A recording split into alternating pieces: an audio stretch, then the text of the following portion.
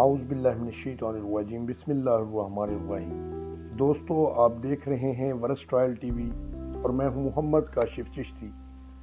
شیخ اکبر ابن عربی رحمۃ اللہ علیہ کی ولادت مشرقی اندلس کے شہر مرسیہ میں 560 ہجری میں ہوئی۔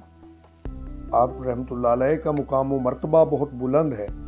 آپ کو بزرگان دین سے محبت ورثے میں ملی تھی، کیونکہ آپ کے والد محترم شیخ عبد القادر جیلانی کے عقیدت مندوں میں سے تھے۔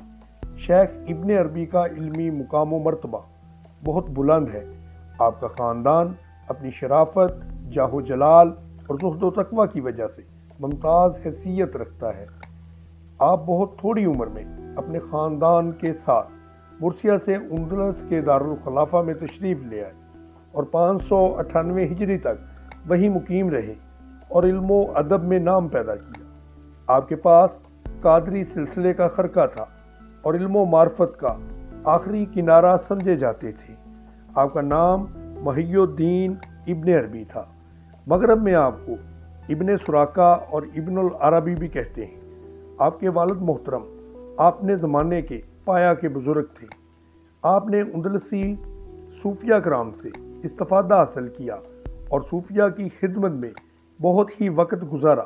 ہمیشہ عاجزی کی زندگی گزاری اور فقر کو اپنا شعار بنایا۔ آپ نے روح القدس کے نام سے کتاب لکھی جو صوفیہ کے متعلق ہے۔ ٹیونس کا سفر کیا، پھر سفر کرتے کرتے مکہ پہنچے اور 2 سال مکہ میں قیام کیا۔